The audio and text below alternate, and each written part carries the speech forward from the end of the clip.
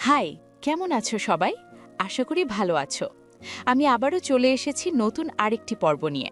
তোমরা যদি প্রতিটা উপন্যাসের সব কয়টি পর্ব সবার আগে শুনতে চাও, তাহলে এক্ষুনি সাবস্ক্রাইব করে ফেলো আমাদের চ্যানেলটি। তাহলে চলো, কথা না বাড়িয়ে শুরু করা যাক। খুব বেশি ভুগতে হলো না কণাকে। দুদিনেই ওর জ্বর নেমে গেল, আর তার পরের দুদিনে একদম সুস্থ সবল আগের কণা হয়ে গেল। এই কদিনে বাড়ির সকলের ব্যস্ততা বেড়েছে। এসেছে একটি ভালো খবরও, সেটি হলো আবিরের বিয়ে। হেরার পরিবার থেকে আর আপত্তি নেই বলে জানানো হয়েছে। তবে রাত্রির সাথে আবিরের সম্পর্কটা আগের মতনই আছে। ভাই রেগে আছে সেটা বুঝেও রাত্রির সাহসে কুলোয়নি। আজ দীপ্রর কথাতেই ও এসেছে ভাইয়ের কাছে। আবির তখন সব হিসেব মেলাতে ব্যস্ত। আসবো ভাইয়া। আবিরের কাজ থেমে গেল, জবাব দিল না।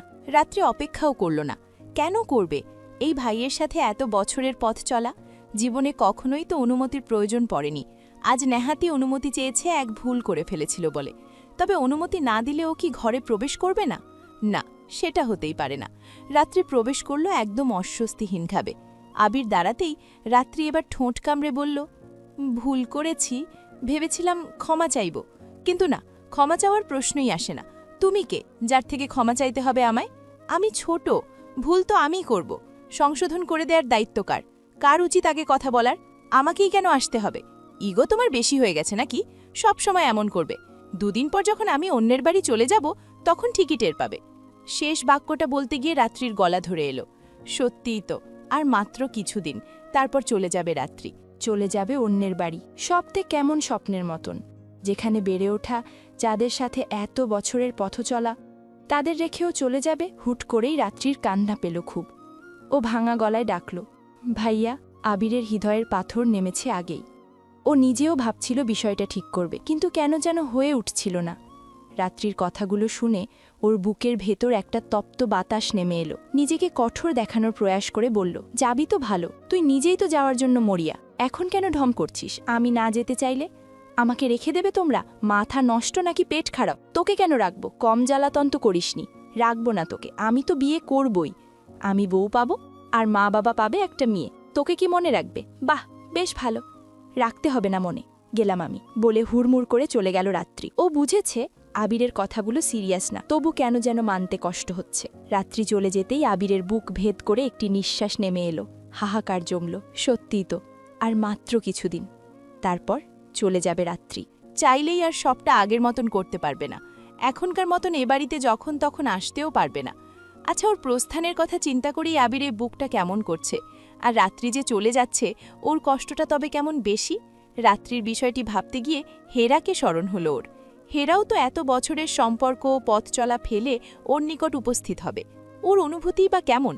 ভাবনাটি ভাবতে গিয়ে মেয়েটিকে খুব স্মরণ হচ্ছে।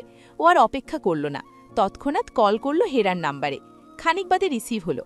একটি মিষ্টি কণ্ঠ ভেসে আসতেই পেছনের কথা ভুলে গিয়ে আবির বলল, এই কণ্ঠের মালিক কবে আমার ঘরে উপস্থিত হবে? কবে আমার পাশে বসবে? কবে আমি ঘুম থেকে ওঠে কিংবা ঘুমু ঘুমু চোখে বিছানার পাশে তাকে দেখব? তার নরম হাত আমার গাল ছুঁয়ে যাবে? হেরা, এই অপেক্ষা কেন ফুরায় না? ওদের এত দীর্ঘ অপেক্ষা, নানান ঝামেলা, সব মিলিয়ে সত্যি এবার অপেক্ষা ফুরানোর পালা। শেষ অপেক্ষা যেন আরও বেশি কষ্টের, আরও বেশি দীঘল। ওপাশ থেকে হেরা মিষ্টি করে হাসল, বলল, অপেক্ষা ফুরিয়ে গেলে তো ফুরিয়েই গেল, এই অপেক্ষাটাই উপভোগ করো আবির।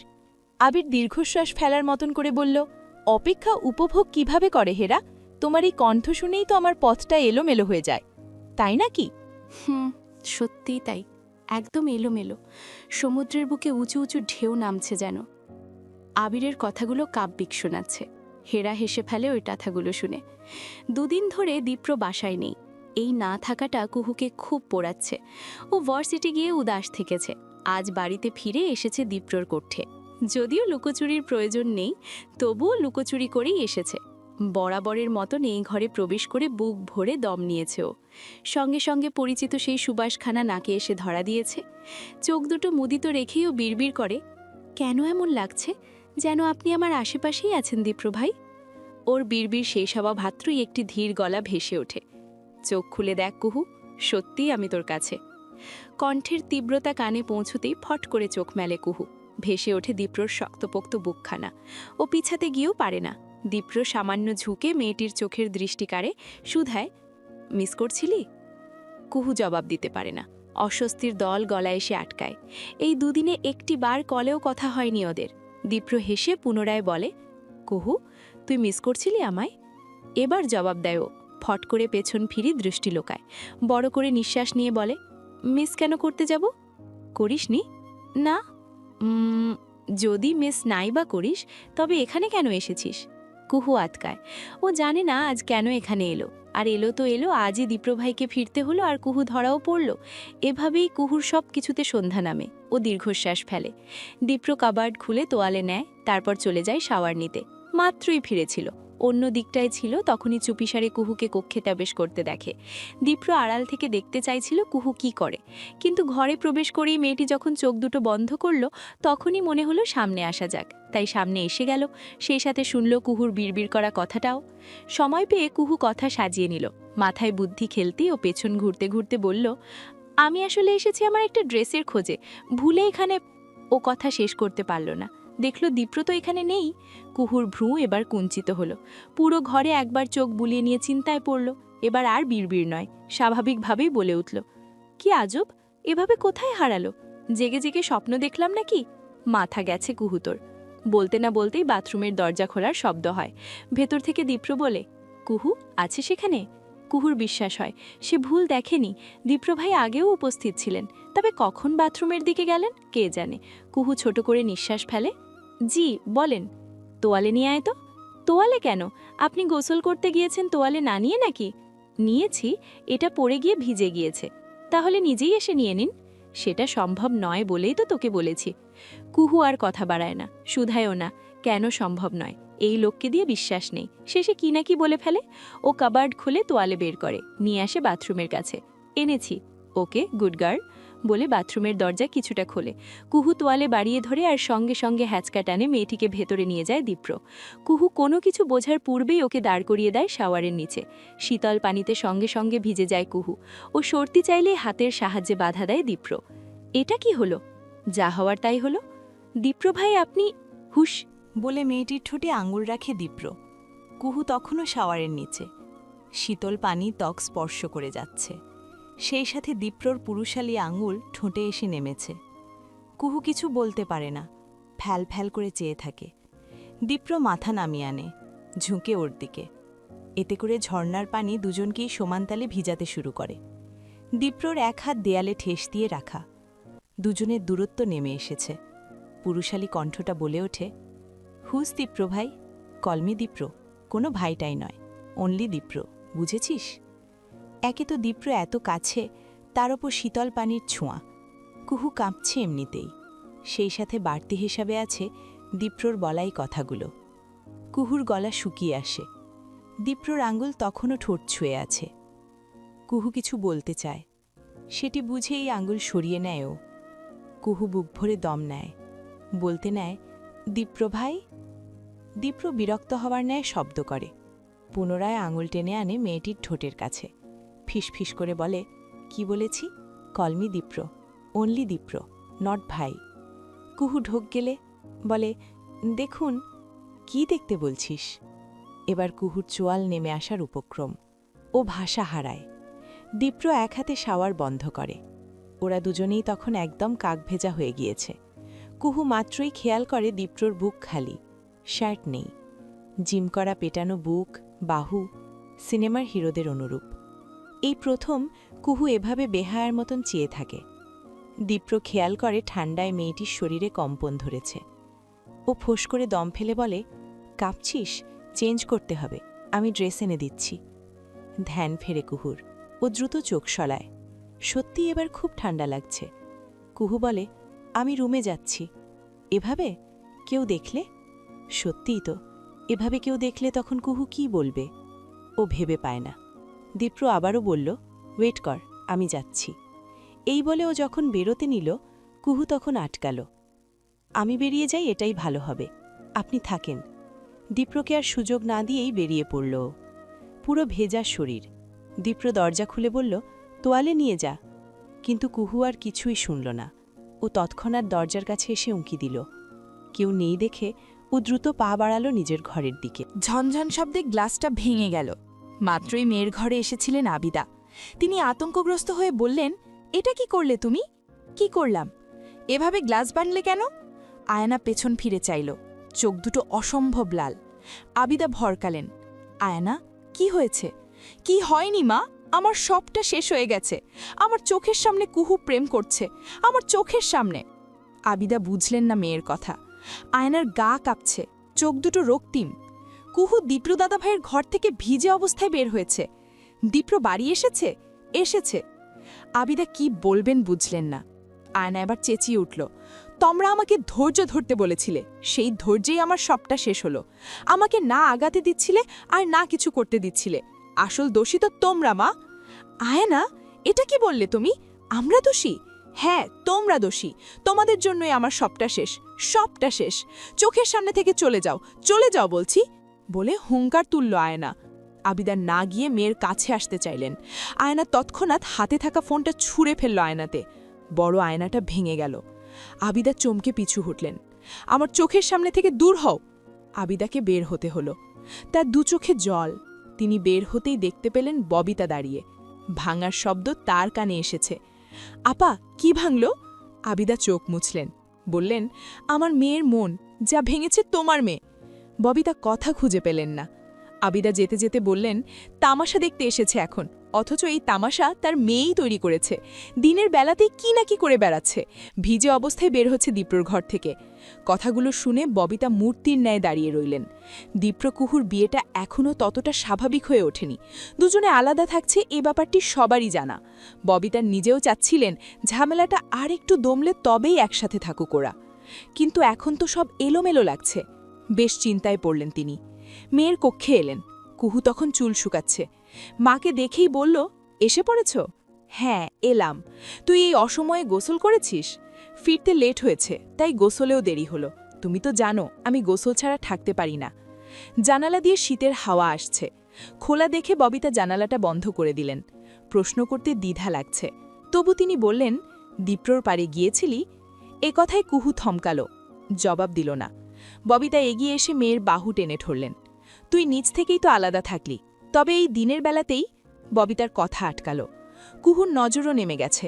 ও কথার মানে বুঝতে পারছিল। ও বলল, তুমি যা ভাবছ তা না মা, তবে ও ঘর থেকে ভিজে অবস্থায় বের হলি কেন? কুহু কিভাবে বলবে জানে না। ও থেমে রইল। মেয়ের বাহু টেনে ধরলেন ববিতা। থাকতে হলে সব সময়ের জন্যই থাকো, এমন কিছু করো না যাতে আমায় কথা শুনতে হয়। কুহু কিছুই বলতে পারল না। ববিতা ফোঁস করে দম ফেললেন, বললেন, যদি প্রয়োজন হয় তবে ট্যাবলেট খেয়ে নিও, সময়ের আগে কোনো সিদ্ধান্ত নিয়ে নিও না। মায়ের যাওয়ার পানে কুহু তাকিয়ে রইল। খুব হতাশ লাগছে এখন। মায়ের মনের অবস্থাও ধরতে পারে। তিনি চিন্তিত কুহুর ভবিষ্যৎ নিয়ে। চারপাশের এহেন অবস্থায় কাউকেই আর ভরসা করতে পারেন না তিনি। এখন আর রাতের খাবারটা একসাথে খাওয়া হয় না, যে যার মতন খেয়ে নেয়। বাড়িটা কেমন হয়ে আছে। কুহু খাবার বেড়ে দিচ্ছিল কুঞ্জকে। বাচ্চাটা আজ প্রায় না খাওয়া। আবিদাও খেয়াল করেননি, কুঞ্জও সাহস করে চায়নি। কুহু ওকে রান্নাঘরের পাশে ঘুরঘুর করতে দেখে নিচ থেকেই বলল। কুঞ্জ মাথা নাড়ল, তাই ও খাবার দিচ্ছিল। ঠিক তখনই আবিদা এসে বললেন, এত দরদ দেখাতে হবে না। তিনি হাত থেকে বাটিটা নিয়ে গেলেন। কুহু ভাষাহীনভাবে চেয়ে রইল। দীপ্র নেমে আসছে, নজরে এসেছে বিষয়টা। ও এগিয়ে এলো। কুঞ্জকে নিয়েও এখন ঝামেলা করবে চাচি? করলে করব, সেসব নিয়ে তো মাথা ব্যথা না দেখালেই ভালো। ও আমার ছেলে, আমি যা বলবো তাই হবে। তাই বলে কি রক্তের থেকে আলাদা করবে? করার হলে করব। রক্তের দাম থাকলে আমার ঘর এলোমেলো হতো না। কুঞ্জর মুখটা একদম শুকিয়ে গিয়েছে। দীপ্র কঠোরভাবে বলল, অশান্তি কিন্তু ভালো লাগছে না চাচি। কুঞ্জকে এসবে না জড়ালেও হয়। অশান্তির কথা বলছিস? সেটা কারই ভালো লাগে দীপ্র, অথচ এই অশান্তি তো তোরাই সৃষ্টি করেছিস। কুঞ্জু, তুমি ঘরে গিয়ে খাবে। কুঞ্জর হাতটা ধরতেই ও একটু থেমে রইল। আবিদা চুপ পাকাড়েন, কটমট করে বললেন, এসো সাথে। চোখের সামনে দিয়ে বাচ্চাটিকে নিয়ে গেল। দীপ্রর মেজাজ খারাপের থেকেও খারাপ হচ্ছে, কিন্তু গুরুজনের সাথে কতটাই বা কঠোর হওয়া যায়। কুহু থমকে দাঁড়িয়েছিল, চাইল ডাকে। দীপ্র পুনরায় বলল, খেয়েছিস? ও মাথা দোলালো, অর্থাৎ খায়নি। দীপ্র বলল, খাবার বার, একসাথে খাবো। কথা মতন কুহু খাবার নিয়ে আসে। দীপ্রর প্লেটে তুলে দিতেই দীপ্র বলে, বস, আমার খিদে নেই, আমার আছে। আর তুই না খেলে আমার খিদেও মিটবে না, চুপচাপ বস। এ কথায় কুহু মাথা নত করে বসল। প্লেটে ভাত নিয়ে নাড়াচাড়া করতেই দীপ্র বলল, খাইয়ে দিতে হবে নাকি? না বুঝেও তাকিয়ে রইল, একদম সরম দৃষ্টি। দীপ্র বলল, কুহু, শুধু শুধু তুই মন খারাপ করছিস। কুঞ্জ খেতে পারল না, ও ঘরে গিয়ে খাচ্ছে, কিন্তু আমি দেখতে পারছি না বলেই ওর চোখ দুটো টলমল করে উঠল। দীপ্র ফোঁস করে দম ফেল। এই মেয়েটার ভীষণ আবেগী, আর আবেগের বশেই নানান সময় ভুল করে বসে। দীপ্রর ভয়টা তো এখানেই, সময়ের স্রোতে সম্পর্কগুলো যেন কেমন হয়ে যায়। রাত্রি আর আবেগ দুই ভাই বোনের বিয়ের আয়োজন চলছে দারুণ গতিতে। সবাই খুব ব্যস্ততার সাথে নতুন করে সাজাচ্ছে। তবে আজকাল কণার সাথে আগের মতন কথা হয় না কুহুর। বিষয়টি মাত্রই বুঝতে পারল ও। কণা রোজ গোহাচ্ছিল, কুহু এসেছিল কাপড় শুকাতে। শ্যাওলা পড়া ছাদে আচারের বয়ামগুলোও রয়েছে। কুহু বয়াম খুলে এক টুকরো আচার মুখে তুলে বলে, দাদি যান, রোদে দিয়েছেন এগুলা? কণার থেকে উত্তর আসে না, ও চুপ করেই থাকে। কুহু শরীর ছুতেই ভরকে যায়। ও ভ্রু কুঞ্চিত করে শুধায়, কি হয়েছে তোর? আমতা আমতা সুরে কণা বলে, কিছু তো হয়নি, মনমরা দেখাচ্ছে। কি জানি, মাঝে শরীর খারাপ ছিল, তাই হয়তো। সেটা তো সেরেছে বেশ অনেক দিন হলো, তাহলে হয়তো এমনি। কুহু ওর গাল, গলা, কপাল ছুঁয়ে দেয়। কণা চেয়ে থাকে এক দৃষ্টিতে। কুহু বলে, শরীরের তাপমাত্রা ঠিক আছে, কোনো সমস্যা মনে হলে জানাবি আমাকে। বলে আবারও মৌন হয় কণা। কুহু ওর পাশে বসে আচারের বয়াম খুলে বলে, নে না, ইচ্ছে করছে না। তুই তো আচার খেতে খুব। এখন ভালো লাগছে না। আচ্ছা, না ইচ্ছে করলে জোর করব না। বলে বয়াম লাগায় কুহু। কণা বলে, জয়নিংয়ের ডেট তো পেরিয়ে গেল, জয়েন কেন করলে না? স্কুলের জয়নিংটা যেন কুহুর হয়েও হচ্ছে না। ও দম ফেলে, বলে চাপ লাগছে, আবারও সময় নিয়েছি। পড়াশোনা, জীবন সব তো ফ্লো হারিয়েছে। বলে আবারও থেমে যায় কণা।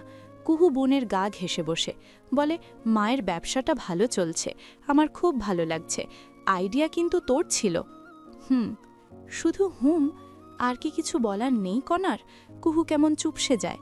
কণা হাঁটুতে মুখ গুজে দেয়। তুই কি কিছু নিয়ে ভাবছিস? না, কিছু নিয়েই না। ওহো, রাত্রিপুর বিয়ে নিয়ে তোর কিন্তু খুব আগ্রহ ছিল কণা। সেটা তো তোর বিয়ে নিয়েও ছিল আপু। কুহু কথা হারায়। কণা মাথা তুলে টাকায়, বলে, তুই যদি দীপ্র ভাইকেই বিয়ে করবি তবে সব সময় না কেন করতি? সবকিছুই কি অভিনয় ছিল? কণা, হুট করে এসব কথা কেন? ভারী অবাক হয়ে বলে কুহু। কণা হেসে বলে, জিজ্ঞেস করতে পারি না, উত্তর না দিতে চাইলে দিতে হবে না। কুহু থেমে থাকে। ওর ভেতরটা কেমন কাঁপছে। ওর জীবনে চোখের সামনে এত সব ঘটেছে যে ও আজকাল একটুকুতেই নুয়ে পড়ে। ঠিক ভুল পার্থক্য করতে ভারী কষ্ট হয়। যেমন একটা সময় মনে হয় দীপ্র ভাইয়ের প্রতি ওর আকাশ সমান আগ্রহ, আবার একটা সময় মনে হয় যদি এতই আগ্রহ তবে কেন বিয়ের বিষয়টা এখনও সহজ হচ্ছে না ওর নিকট? কেন এত দূরত্ব? এটা কি আদৌ ভালোবাসাতে পরিণত হবে, নাকি নিছকই ভ্রম হয়ে যাবে? কুহুর চলন বলন সবকিছুই দীপ্র খুব ভালোভাবে খেয়াল করে, তাই খুব সহজেই কুহুর সমস্যাটিও ধরতে পেরেছিল। তবুও সময় নিয়েছিল, কিন্তু এখন আর সেটা সম্ভব নয়। সময়ের সাথে সাথে মেয়েটির সিদ্ধান্ত না নিতে পারার এই মানসিক ট্রমাটা বেড়েই চলেছে। তাই ও ঠিক করেছে কুহুকে কাউন্সিলিং করাবে। কুহুকে বলা হয়েছে আজ দীপ্র তাকে নিতে আসবে। ও অপেক্ষা করছিল, কিন্তু মানুষটার আসার নাম নেই। ধৈর্য হারিয়েও কল করতেই ওপাশ থেকে কণ্ঠ ভেসে এলো, এসে গেছি, জ্যামে পড়েছিলাম, সরি রে। ঠিক আছে, তুই কোথায় এখন? শাটেলের লাইনে। আচ্ছা। 2 মিনিটের মাথায় দীপ্রর গাড়িটা দেখা যায়। কুহু শাটেলের লাইন থেকে এগিয়ে আসে। দীপ্র বের হয়ে বলে, অনেকটা অপেক্ষা করলাম। খুব বেশি না, তবু আমি তোকে কোনো কিছুর জন্যই অপেক্ষা করাতে চাই না কুহু, 1 সেকেন্ডের জন্যও না। ওর বলা এই কথায় কুহুর ভেতরটা বলে ওঠে, আমি যে আপনাকে আরও অনেক বেশি অপেক্ষা করাচ্ছি দীপ্র ভাই। আমার ভ্রম আমাকে একটু একটু করে পিছিয়ে দেয়। কুহু ও তাকায়। দীপ্রই বলে, খেয়েছিস? না। একসাথে খাই? আচ্ছা। কোনো স্পেসিফিক জায়গায় যেতে চাস? উহু, তাহলে সাথে চল। বলে মেয়েটির হাত আগলে ধরেও মৃদু একটা হাওয়া বয়ে যায়। হৃদয় স্পন্দন বৃদ্ধি পায়। দীপ্র ওকে গাড়িতে বসায়, নিজেও উঠে যায় পাশের সিটে। গাড়ি চলছে, কুহুর মুখ থেকে কথা নেই। মন খারাপ? না, চোখ মুখ শুকনো লাগছে। একটা কথা মনে পড়ছে। কি? কণার সাথে দূরত্ব বেড়েছে আমার। ও তো বাচ্চা, সময় দিলেই ঠিক হয়ে যাবে। রাত্রিপুরা কি এসে গেছে? না, সন্ধ্যায় আসবে। হেরার জন্য কেনাকাটা কিছু বাকি আছে। ও। কথার মাঝে ওরা নির্দিষ্ট রেস্টুরেন্টে চলে এলো। শান্ত একটা জায়গা, পাশেই বড় একটা নদী, তার পাশে এই রেস্টুরেন্ট। জায়গাটা ওর ভার্সিটি থেকে কাছে, অথচ ওর আশা হয়নি। হবেই বা কেমন করে? ও তো ঠিকঠাক ভার্সিটিতেই আসেনি। কুহুর পছন্দের সব খাবার অর্ডার করলো দীপ্র, নিজ থেকেই সবটা করলো। কুহু অবাক হয়ে দেখছিল। এক পর্যায়ে শুধালো, আপনি জানতেন এগুলো আমার প্রিয়? জানতাম। কিভাবে? জানার তো কথা না। জেনেছি, তুই বলেছিলি। আমি বলেছি? কুহু ভ্রু কুঞ্চিত করে রইল। দীপ্র বলল, এখন বল, তোর সব কেমন চলছে? সায়রের কি খবর? সায়রের খবর আমি তো জানি না। কেন, আর ঘুরঘুর করে না? না, দীপ্র ঠোঁট বাঁকিয়ে হাসে। কুহুর কপাল কুঁচকে যায়। ও শুধায়, হাসছেন কেন? মেডিসিন কাজে লেগেছে। মানে? মানে তাকে যে বুঝ দিয়েছি তা বুঝেছে, বোকামি করেনি কোনো। আপনি ওর সাথে দেখা করেছিলেন? কেন? কেন আবার ভালো মতন বুঝ দিতে। কুহু শুধু দীপ্রর এ কথায় কুহুর বুকের ভেতরে দামামা বেজে ওঠে। ও নজর ফিরিয়ে নিতেই দীপ্র বাইরে চোখের দিকে তাকা। কুহু, আমি পারবো না, তাকা বলছি। তাকা প্লিজ। শেষ কথাটা এত আবেগ নিয়ে বললেও কুহু না তাকিয়ে পারল না। ওই গভীর চোখে তাকাতেই ওর বুকের ভেতরটা আরও বেশি ধিমধিম করতে লাগলো। দীপ্র ডাকল, কুহু। এত মায়া এই ডাকে। কুহুকে সবাই কুহু বলেই তো ডাকে, কিন্তু দীপ্রভাই যখন ডাকেন তখন দুনিয়া অন্ধকার লাগে। কুহুর দু চোখ নেমে আসে। দীপ্র বলে, তুই আমাকে যতই অপেক্ষা করাস না কেন, দিন শেষে তুই শুধু আমার, শুধুই আমার। কুহুর নামানো দৃষ্টি, দুবিন্দু অস্ত্র নেমে যায় চোখ পেয়ে।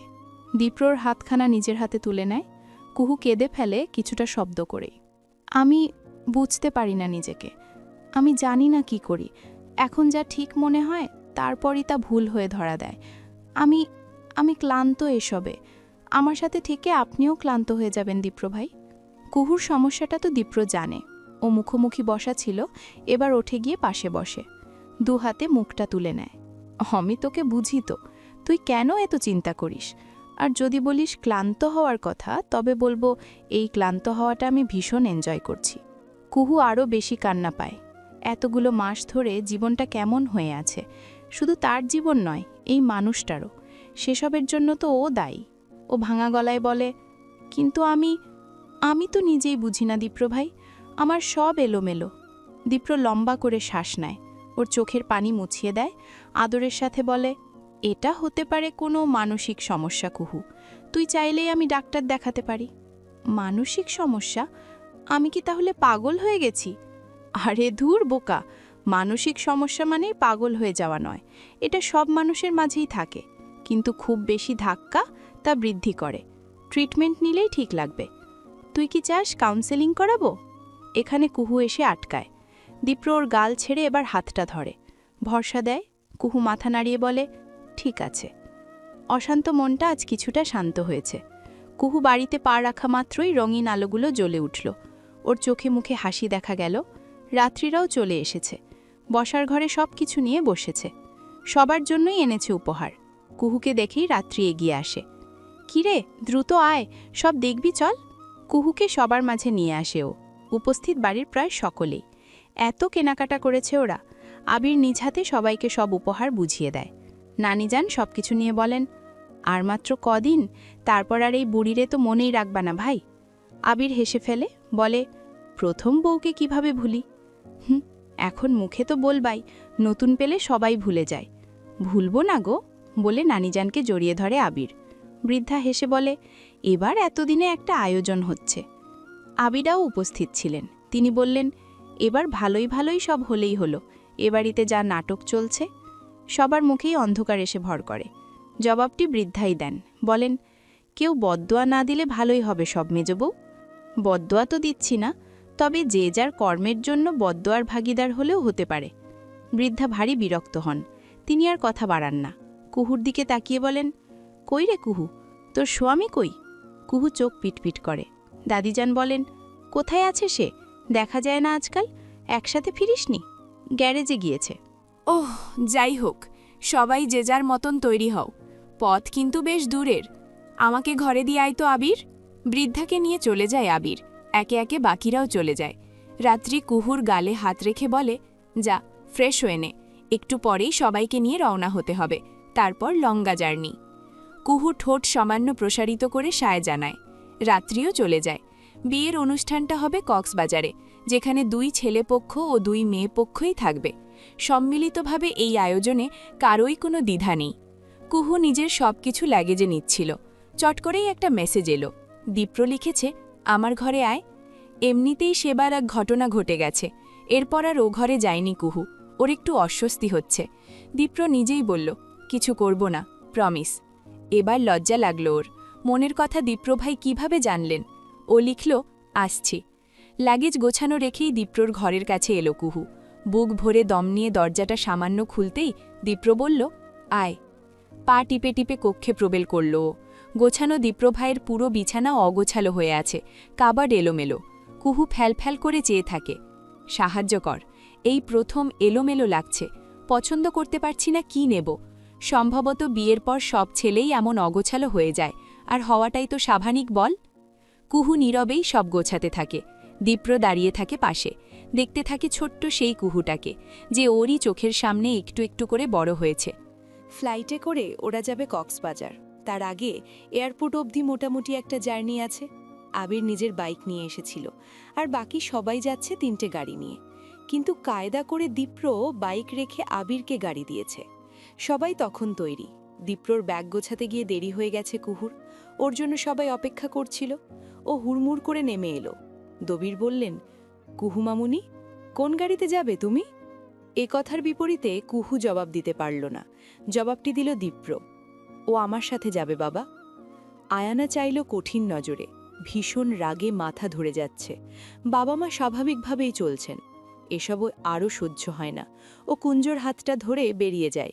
দবির ছিলের পানে তাকিয়েছিলেন, একটু সময় নিয়েই বললেন, বাইকে যাচ্ছ? জি। আচ্ছা, আসো সবাই, বলে তিনিও বের হয়ে গেলেন। কুহু হাবুলির মতন চেয়ে আছে। কখন ঠিক হলো সে দীপ্র ভাইয়ের সাথে বাইকে যাবে? কুহুর স্থিরতা দেখে দীপ্র বলল, বাইকে কোনো সমস্যা? ও মাথা ঝাঁকিয়ে না বোঝালো, চাইল দীপ্রর দিকে। ওই সুন্দর চোখ দুটোর সাথে দৃষ্টি মিলতেই পুনরায় নজর ফিরিয়ে নিল। বাইক চলছে, কুহু দূরত্ব নিয়ে বসেছে। দীপ্রর হতাশ লাগে, এই মেয়েটার মাথায় ঘিলু আসলেই কম আছে। যেন কাছাকাছি থাকা যায় সেই জন্যই তো বাইকটা নিল, অথচ মনে হচ্ছে দীপ্র রাইড শেয়ার করেছে আর কুহু ওর যাত্রী। ভালো করে বস। মাঝে এত গ্যাপ রেখে বসেছিস কেন? ঠিক আছি তো, স্পিড বাড়ালে ঠিক থাকবি না।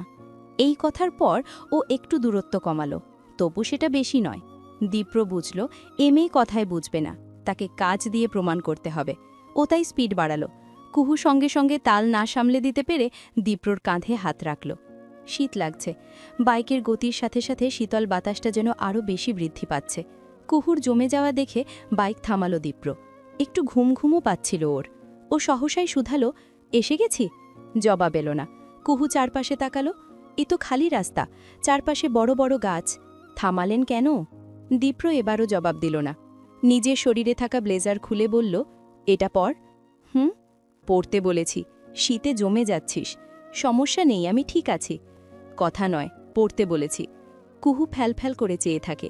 দীপ্র ইশারা করে, ও হাত বাড়িয়ে ব্লেজারখানা নেয়। বেশ সংকোচ নেই ব্লেজার গায়ে দেয়। তারপর বলে, আপনার তো ঠান্ডা লাগবে, সয়ে যাবে। আমারও সয়ে যেত, কিন্তু তখন আমার সইত না। কুহুর নতদৃষ্টি উঁচু হল। এই লোকটা এমন কেন? এত বেশি যত্ন কেন দেখায়? বিপরীতে কুহু যে কিচ্ছুটি করতে পারে না। দীপ্রর শরীরের ঘ্রাণটা এত বেশি প্রকট হলো যে কুহুর মনে হলো মানুষটা বুঝি ওকে জড়িয়ে আছে, অথচ কোনো সংকোচ লাগছে না খারাপ, বরং অন্য রকম ভালো লাগছে। এই ভালো লাগা নিয়েই ওরা পৌঁছে গেল এয়ারপোর্টে। কুহু ভুলে গেল দীপ্রর ব্লেজারের কথা। ও ব্লেজার সমেত বাড়ির সকলের সামনে উপস্থিত হতেই সবার চোখে মুখে একরকম মিটিমিটি হাসি এসে ভর করল। ও না বুঝে চেয়ে রইল বোকার মতন। রাত্রি এসে বলল, তোর গায়ে দীপ্র ভাইয়ের ব্লেজার। কুহু কি বলবে বুঝল না। অতি উৎসাহে ব্লেজার না দিয়েই চলে এসেছে। তিনিও তো চাননি। ওর ভারী লজ্জা লাগছে এখন। রাত্রি হেসে বলে, ভালোই রোম্যান্টিক সময় গিয়েছে তবে। তুমিও না রাত্রিপু? বুঝি, তোদেরই দিন। যাগ্গে, আমি কিন্তু হিংসে করছি না আয়ানার মতন, আমি বরং খুশিই হয়েছি। আয়ানার কথা ওঠাতে ও দৃষ্টি ঘোরায়। মেয়েটি ওর দিকেই চেয়ে আছে, যেন চোখ দিয়েই গিলে খাবে। অনেক ঝড় ঝামেলার পর এই বিয়ের আয়োজন, তাই সবগুলো পরিবারই টাকা খরচাতে কার্পণ্য করেননি।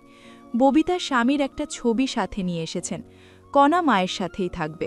ও এসে দেখল মা ছবিটা বের করছেন। এটা দেখে এত কান্না পেল ওর। মা, ববিতা চাইলেন। ছবিটা রাখতে না রাখতেই কণা এসে একদম জড়িয়ে ধরল। ববিতার মাতৃমন কেমন করে উঠল। এক হাতে মেয়েকে জড়িয়ে ধরলেন তিনি। কি হয়েছে মা? সব ঠিক আছে তো? ঠিক আছে। তাহলে? বাবাকে মনে পড়ছে, আগের দিনগুলোও মনে পড়ছে। এখন সব কেমন যেন লাগে মা। মেয়ের মনের অবস্থা তিনি বুঝলেন। তবে এর আগেও তিনি খেয়াল করেছেন কণা কেমন উদাসীনতায় ভোগে। কলেজ শুরুর পর থেকে ঠিক মতন ক্লাস অবধি করেনি। তিনি হালকা হাতে মেয়ের পিঠে হাত বোলান। ঠিক হয়ে যাবে মা, সব সহজভাবে নিলেই ঠিক হবে। আমি নিতে পারছি না মা, আমি পারছি না। আমার ভেতরটা যেন কেমন লাগে, শুধু কান্না পায়, কাউকেই দেখতে ইচ্ছে করে না।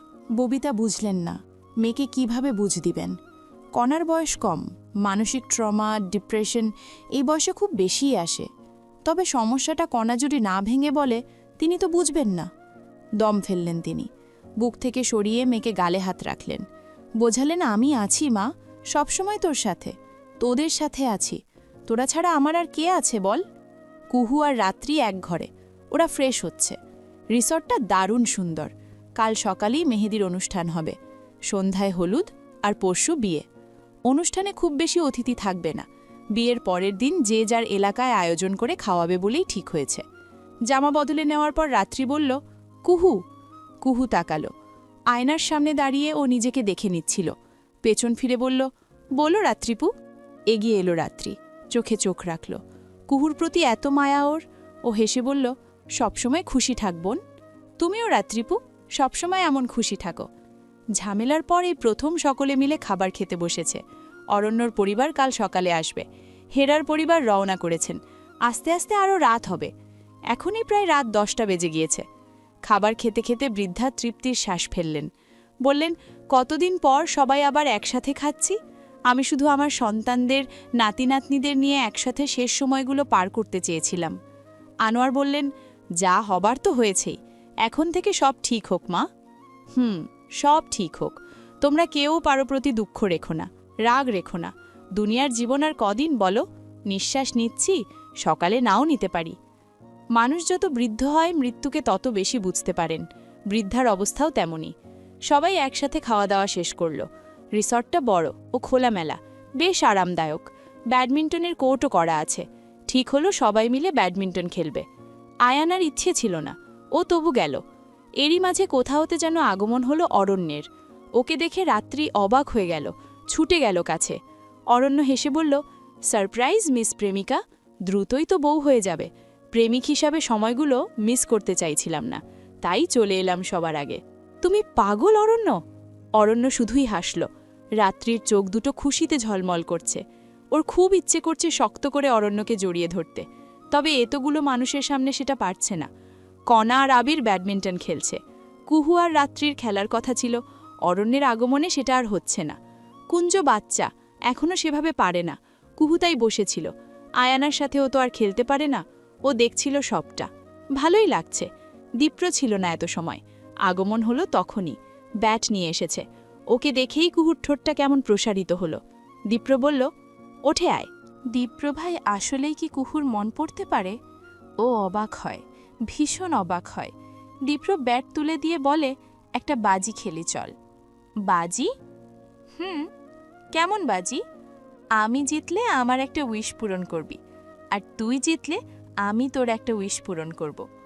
কুহু ছোটবেলা থেকেই ব্যাডমিন্টনের পোকা। ও এত দারুণ খেলে যে আকাশকুসুম না ভেবেই ও রাজি হয়ে গেল। সরল মনেই খেলা শুরু হলো। কুঞ্জ পাশ থেকে হৈ হৈ করছে। আয়নার এসব আর সহ্য হয় না, ও তাই উঠে চলে যায়। এতে কুঞ্জর উচ্ছ্বাস আরও বাড়ে। এত সময় বোন থাকাতে অনেক কিছুই করতে পারেনি সে। কুহু আসলেই দারুণ খেলছে। ওর এই উচ্ছ্বাস অনেক দিন, অনেক মাস পর দেখা গেল। দীপ্ররা দেশে এসেছে প্রায় 8 মাস হয়ে এলো। এই 8 মাসে কত কিছুই তো ঘটল। কুহুর উচ্ছ্বাস দেখে দীপ্রর ভালো লাগছে। দীপ্র চাচ্ছিল কুহুই জিতুক, কিন্তু হুট করেই মনে হলো কিছু জিত নিজেরও হওয়া উচিত। তাই এবার আর ছাড় দিল না। ভীষণ ভালো খেলতে পারা কুহুকে ও হারিয়ে দিল। হাবুলের মতন চেয়ে রইল কুহু। ফ্যালফ্যাল করা দৃষ্টি নিয়ে বলল, এটা কি হলো? যা হওয়ার তাই হলো। ওরা দীর্ঘ সময় ধরে খেলায় বাকিরা সবাই চলে গিয়েছে, দুজনেই আছে এখন। কুহু মন খারাপের মতন করে বলল, আমি এত ভালো খেলছিলাম, শেষে এসে কি করলেন এটা? হেরেছিস সেটা স্বীকার কর। কুহু ওভাবেই চেয়ে রইল। দীপ্র হেসে কিছুটা এগোলো, বলল, এবার আমার চাওয়ার পালা। কুহুর ধ্যান ফিরল এবার। মস্তিষ্ক কিছু একটা জানান দিল। ও এক পা পিছিয়ে যেতে নিয়ে কিছু একটার সাথে পা লেগে পড়ে যেতে নিচ্ছিল, কিন্তু দীপ্রর বলিষ্ঠ হাতখানা ওকে ধরে ফেলায় কুহু পড়তে নিয়েও পড়ল না। এক টানে মেয়েটিকে একদম কাছে টেনে নিল। দু চোখে তাকিয়ে কুহুর নিজেরও কেমন ঘোর ঘোর লাগল। দীপ্রর মুখটা ওর কানের কাছে এসে ঠেকল। ঠোঁটের উষ্ণতা, গাল জুড়ে থাকা রোমরাজি কুহুর মুখে এসে সুরসুরি দেয়। ও কেঁপে ওঠে। এতে করে আরও বেশি চেপে ধরে দীপ্র। কুহু। দীপ্রর এই ডাকে মেয়েটি যেন মূর্ছা যেতে চায়। দীপ্র ফের বলে, কুহু। জবাবহীন কুহু। বুকের ভেতর উতাল পাথাল করা ঢেউ। নিঃশ্বাসের গতি বৃদ্ধি পায়। দীপ্রর কণ্ঠ ক্রমশ গভীর হয়। নিঃশ্বাস এসে পড়ে মেয়েটির ঘাড়ে। দীপ্র ডাকে, কুহু, জান আমার হৃদয়ের একমাত্র রানী। তুই জানিস আমি তোকে ঠিক কতটা চাই, কত ভাবে চাই, অথচ কিভাবে যে নিজেকে আটকাই সেটা আমিই জানি। আমার সামনে আমার সবটুকু অধিকার যখন ঘুরঘুর করে আমি তখন ঠিকই কন্ট্রোল হারাই। কিন্তু জান। দীপ্র কথা হারায়। কুহুর শরীর তখন একদম স্থির হয়ে আছে, তবে হৃদয়ের গতি বেড়েছে 1000 গুণ। দীপ্র বড় করে দম নিয়ে বলে, তোকে প্রমিস করেছিলাম তুই না চাইলে ছুঁয়েও দেখব না, কিন্তু আমি সেই কথার খেলাফ করতে চাই। যদি এই এক চুমোর শাস্তি হিসেবে দরবারে আমার ফাঁসিও হয়, তবু আমি তা মাথা পেতে নিতে চাই। I am sorry, but not sorry জান। প্লিজ তুই রাগ করিস না। I promise I do this gently, letting each moment burn with desire. এটি উষ্ণ চুমো কুহুর মন মস্তিষ্ককে ভীষণভাবে প্রভাবিত করল। সেই রাতে ওর ঘুম হলো না, একদমই হলো না। সারাটা রাত এপাশ ওপাশ করে ফিরল। ভোরে রাত্রির ঘুম ভাঙলে ও ঘুমু ঘুমুভাবে শুধালো, তুই এখনো ঘুমাসনি? কুহু চমকালো, থমকে রইল কিছু সময়, তারপর আমতা আমতা করে বলল, না মানে। কি মানে? ঘুমাসনি কেন? কি হয়েছে বোন? যা হবার তো হয়েছেই, এটা যে বলা যায় না। কুহু আবারও আমতা আমতা করতে থাকল। রাত্রি ভ্রুকুঞ্চিত করে বলল, ঠিক আছিস বোন? ঠিক আছে। ঘুমা তাহলে, একটু বাদেই তো অনুষ্ঠানের প্রস্তুতি নিতে হবে। আর ঘুমাবো না রাত্রিপু, নতুন জায়গা বিধায় ঘুম আসেনি, এই আর কি। ও, আমার তো আবার এসব নিয়ে সমস্যা হয় না, জানিসই তো আমি ঘোড়ার পিঠে শুয়েও ঘুমাতে পারবো। এই কথায় ওরা দুজনেই হেসে ফেলে। রাত্রি বলল, ফ্রেশ হয়ে আসি।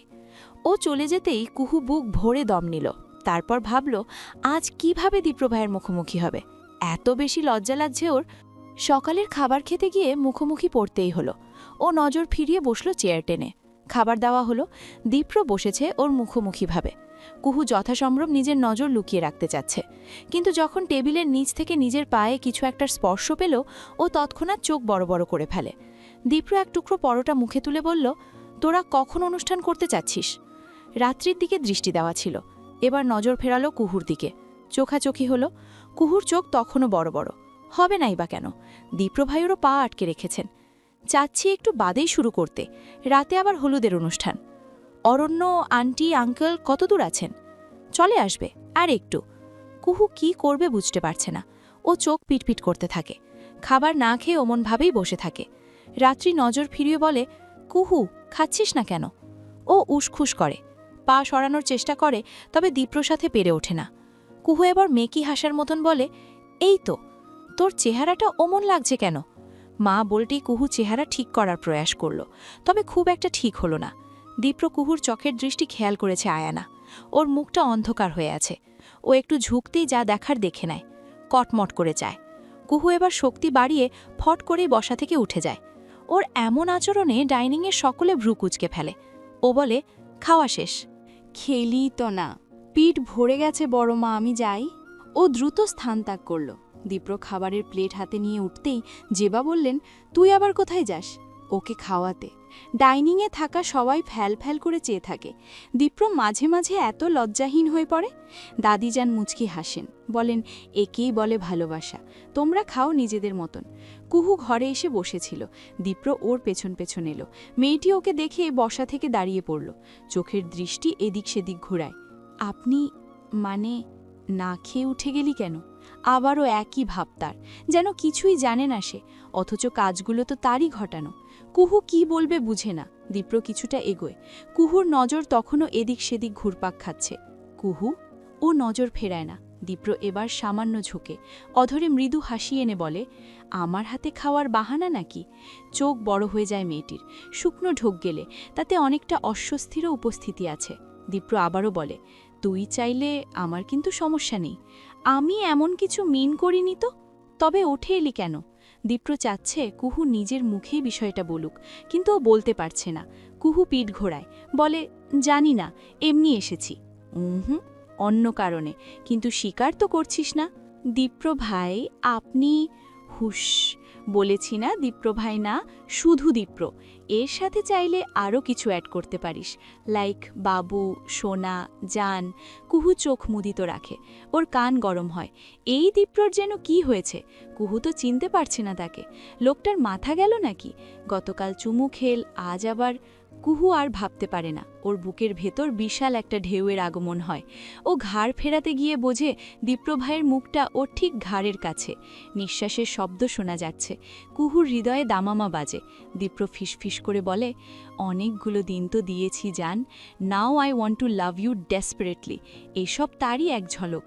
সম্পর্ক যখন পবিত্র হয় তখন সব কিছুই অন্যরকম লাগে। দীপ্র ভাইয়ের বলে যাওয়া কথাগুলো কুহুর হৃদয়ে আলোড়ন সৃজন করে। মানসিক দ্বন্দ্বের কারণে ও অনেক কিছুই ধরতে পারেনি, তবে এটা তো অস্বীকারের উপায় নেই যে ও যে মানুষটাকে পছন্দ করে, মানুষটাকে চায়। ও মেহেদি অনুষ্ঠানের জন্য তৈরি হচ্ছিল। রাত্রিপু আগেই বেরিয়েছে। কণা এসে বলল, রাত্রিপু ডাকছে, আসছি। ও দ্রুত তৈরি হয়ে নেমে এলো। রিসর্টের একপাশে খোলা অংশটিতে দারুণভাবে মেহেদি স্টেজ সাজানো হয়েছে। রাত্রি আর হেরা পাশাপাশি বসা, ওদের মেহেদি পরানো শুরু হয়ে গেছে। কুহু গিয়ে হেসে বলল, বাহ, আমাকে রেখেই শুরু করে দিলে, বেশ ভালো। ননদ ভাবি আমাকে ভুলে গেছো। ওর কথা শুনে হেরা বলল, তোমার জন্য এত সময় বসেছিলাম, লেট হচ্ছে দেখে বসলাম। এই, রাগ করলে নাকি? না না, আমি তো মজা করছিলাম। এই কুহু, বস, তোকেও মেহেদি পরানো শুরু করুক। কুহু গিয়ে বসল। বেশ কজন মেহেদি আর্টিস্ট টানা হয়েছে। কুহুর হাতে সুন্দর মতন মেহেদি পরাচ্ছে মেয়েটি, সেই সাথে বেজে চলেছে মিউজিক। মেহেদি পরানো যখন প্রায় শেষের দিকে আর্টিস্ট মেয়েটি বলল, আপু, কি নাম লিখব?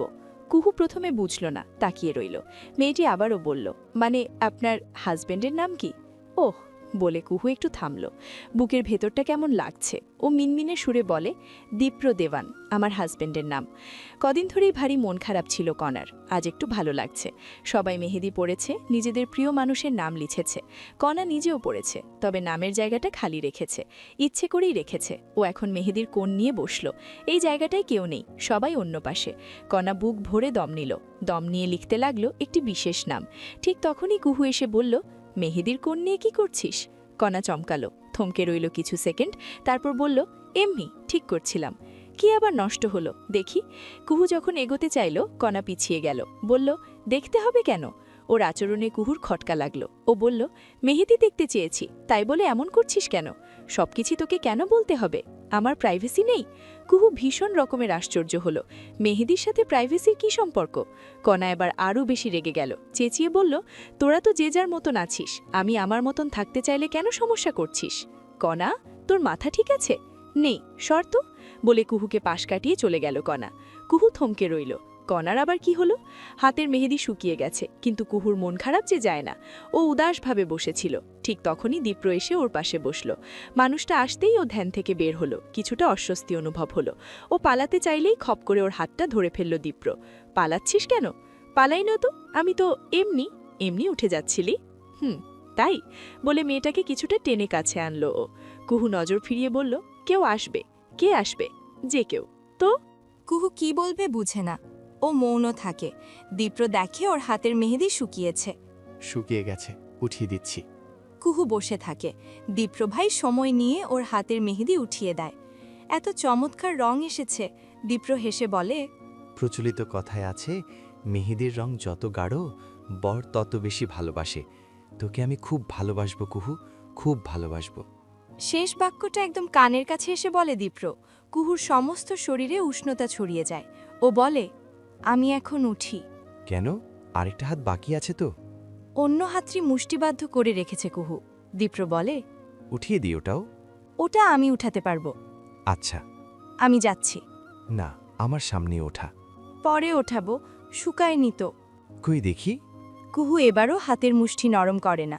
দীপ্র ভ্রু কুচকে ফেলে, বলে, দেখাচ্ছিস না কেন? কুহু পড়ে যায় বিপাকে। কি এক ঝামেলায় পড়া গেল।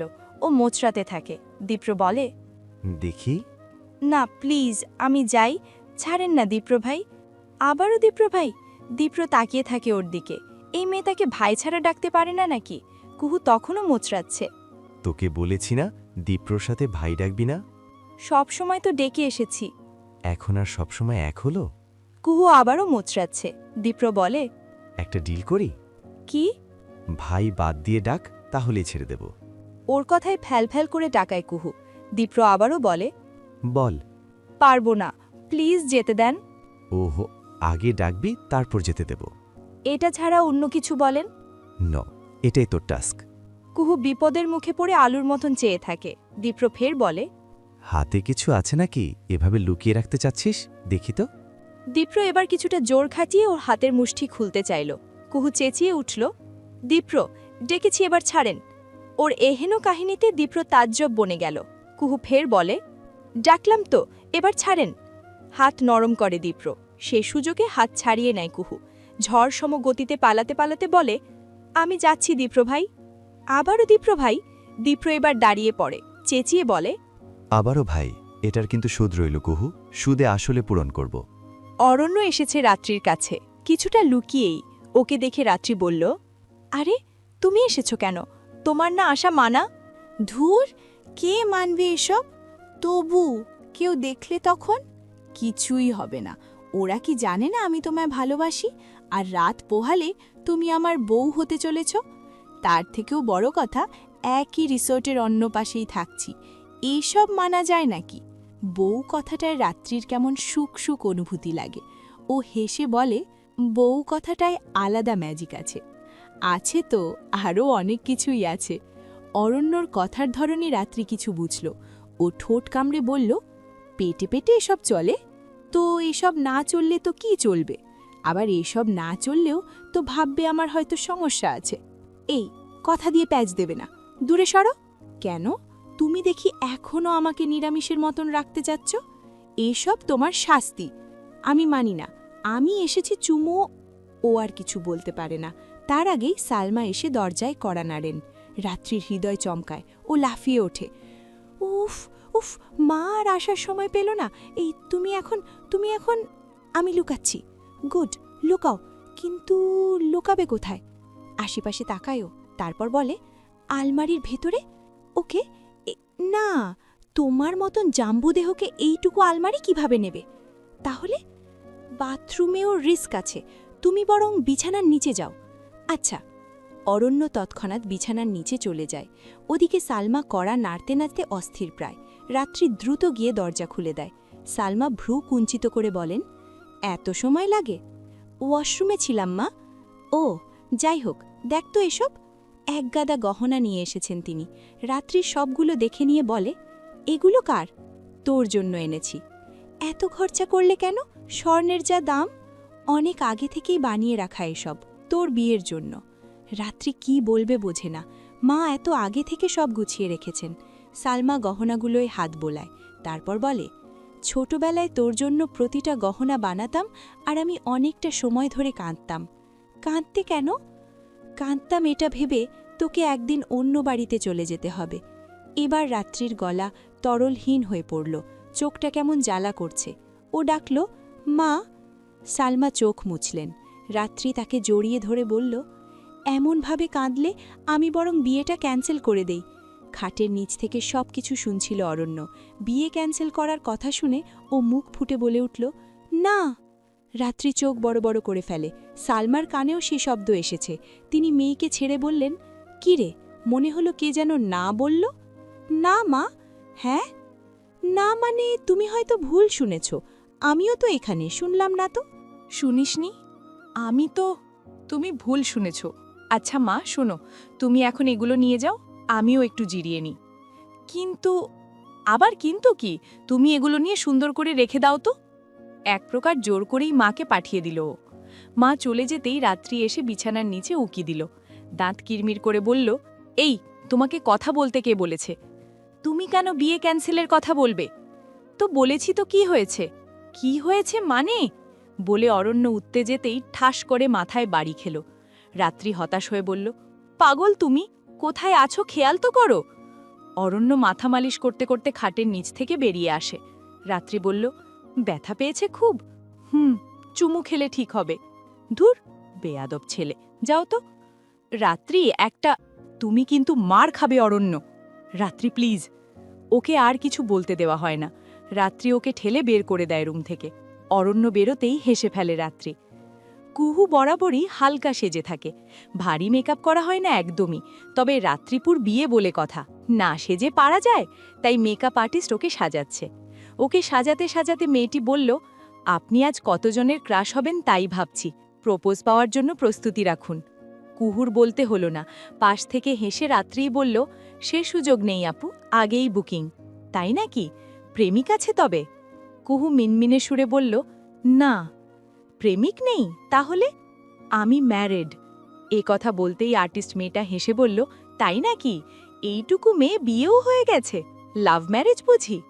এবার কুহু আসলেই বিপাকে পড়ল। এটাকে ঠিক কি ম্যারেজ বলে ও জানে না, তাই রাত্রির দিকে অসহায়ভাবে চাইল। রাত্রি হেসে বলল, অ্যারেঞ্জ প্লাস লাভ।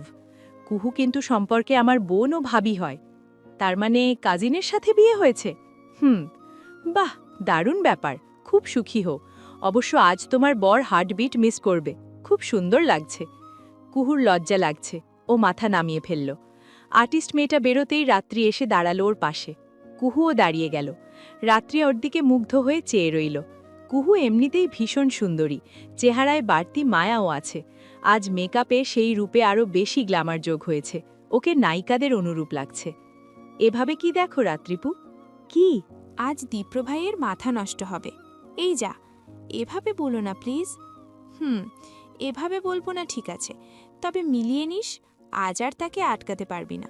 কুহু অসহায়ের মতন চাইল।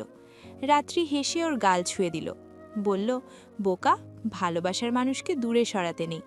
আমি তো জানি সেই ছেলেবেলা থেকে দীপ্র ভাইয়ের প্রতি কতটা আবেগ তোর। রাত্রিপু, তুমি। ও কথা পুরো করতে পারে না। রাত্রিই বলে, আমি জানি গুহু, সবটা জানি। শোন বোন, মামার মৃত্যুতে তুই নিজেকে হারিয়ে ফেলেছিস, তবে তোর হৃদয়ে যা জমে আছে তা কিন্তু হারায়নি। না হলে এই বিয়েটা হতো না বোন, হতো না। আর অপেক্ষা করাস না, ভালোবাসতে চাইলে ভালোবাসতে দিতে হয়, সেও কিন্তু মানুষ। কুহু দৃষ্টি নামিয়ে ফেলে, ওর বুকের ভেতরে ধিম ধিম করে। রাত্রি আদরের সহিত বলে, ভেবে দেখ বোন, আমি আসছি। ও চলে যেতেই কুহু আয়নার সামনে এসে দাঁড়ায়, নিজেকে দেখে, নতুন ভাবে দেখে ও। তারপর ফিরে যায় অতীতে, যেই অতীতে দীপ্রভাই নামক এক পাগলামি চলত ওর, যাকে নিয়ে রাতভর রূপকথার স্বপ্ন বুনত ও। দীপ্র তৈরি হচ্ছিল। পারফিউমটা হাতে নেওয়া মাত্রই কক্ষের দরজায় নক পড়ল। আশ্চর্যজনক হলেও সত্য, দীপ্রর মন বলল এটা কুহু। ও নিশ্চিত হতে শুধালো, কুহু? জি। ভেতরে আয়। কুহু বেশ অবাক হয়েছে। দীপ্রভাই তার উপস্থিতি কিভাবে টের পেল? অন্য কেউ তো হতে পারত, নাকি আন্দাজে ঢিল দিয়েছে? ও বিভলের মতন চেয়ে আছে। দীপ্র উঠে দাঁড়িয়েছে, গায়ে হলুদের পাঞ্জাবি। কুহু নজর ফিরিয়ে বলল, কিভাবে বুঝলেন আমি এসেছি? বুঝেছি কোনো একভাবে, বলে দীপ্র এক পা আগাল। এবার ভালো মতন মেয়েটিকে দেখা গেল। আলোতে ওকে দেখে দীপ্র মৃদু হাসল। কুহুর খানিকটা অস্বস্তি হচ্ছে। ও হাত কচলাতে শুরু করেছে। দীপ্র আরেকটু এগোলো, দূরত্ব কমালো।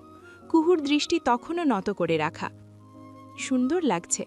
দীপ্রর মুখ থেকে এই ছোট্ট বাক্যটাও যেন মন্ত্রমুগ্ধের মতন লাগে। কুহুর হৃদয়ে মিষ্টি হাওয়া এসে দোল দেয়।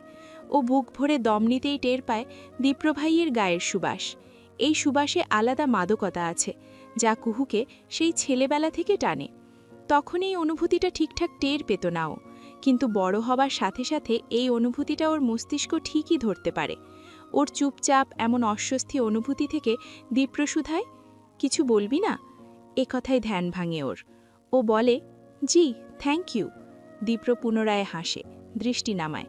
কুহুর পায়ে জুতো নেই, পা খালি। কোমল পা দুটো অদ্ভুত সুন্দর।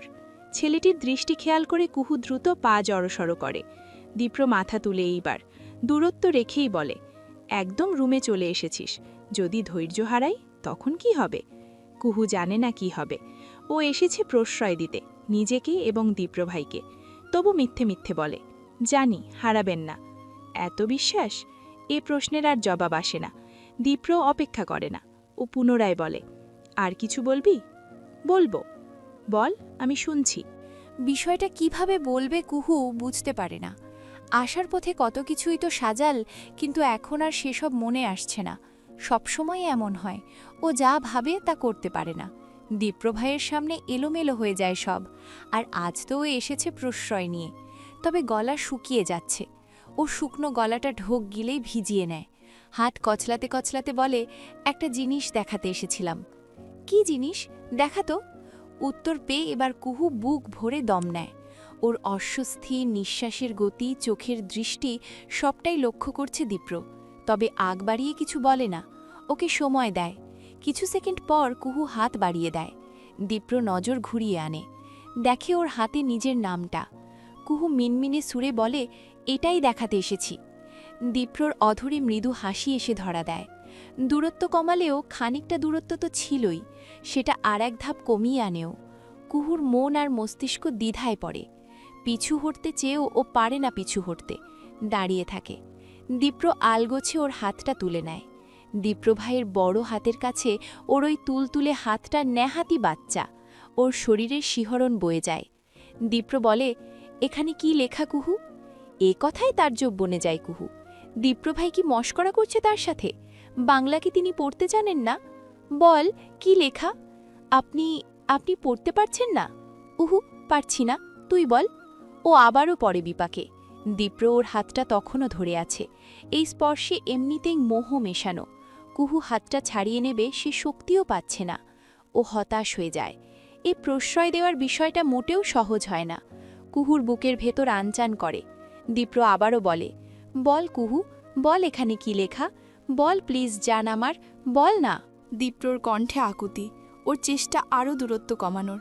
কুহুর আসলেই এবার দম বন্ধ হয়ে আসতে চায়। দীপ্র এগোয়, হাত ছেড়ে কোমর জড়িয়ে ধরে, হাতের জোরে একদম কাছে টেনে আনে। কুহুর বুকের ভেতর ঝড় ওঠে, ও কথা হারায়।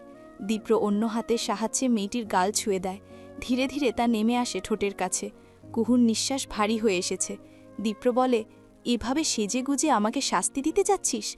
তুই জানিস বুকির বা পাশটায় কী চলছে, কি চাইছে সে? কুহু, আমার জান, আমি ভুল করে ফেললে তখন আমায় মাফ করবি তো? বল, মাফ করবি? বল প্লিজ, বল জান। বলতে বলতে দীপ্র নিজেই বলতে দেয় না।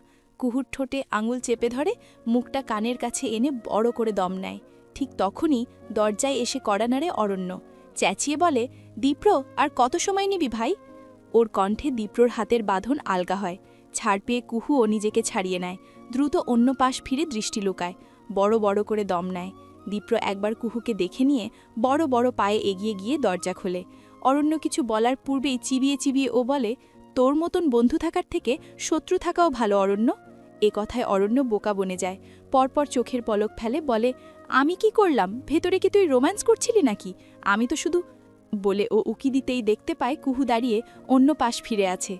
অরণ্য বোঝে ভুল সময়ে এসেছে। বন্ধুর দিকে চায়। দীপ্রর চোখ মুখ দেখে মেকি হাসি দেয়। তারপর অপরাধ স্বীকার করে বলে, সরি ব্রো, আমি কি জানতাম এখানে কি চলছে? তোর যত সময় লাগে তুই নে, আমি সবাইকে ম্যানেজ করে নেব, নো চিন্তা, আমি আর বিরক্ত করব না, একদমই না, বলে দাঁত কেলাতে কেলাতেই চলে যায় অরণ্য। দীপ্র ফোঁস করে দম ফেলে। দরজা লাগিয়ে পেছন ফিরতেই দেখতে পায় কুহু একদম জড়সড় হয়ে আছে। ও নিজেকে সামলায়, ধৈর্য ধারে, বলে, সবাই অপেক্ষা করছে, আমাদের যেতে হবে কুহু। বন্ধুরা, কেমন লাগলো এই পর্বটি? কমেন্ট করে জানাতে ভুলো না। খুব শীঘ্রই এই গল্পের নতুন পর্ব নিয়ে হাজির হব তোমাদের মাঝে। তাই এখনও সাবস্ক্রাইব করে না থাকলে দ্রুত সাবস্ক্রাইব করে বেল আইকন বাজিয়ে দাও।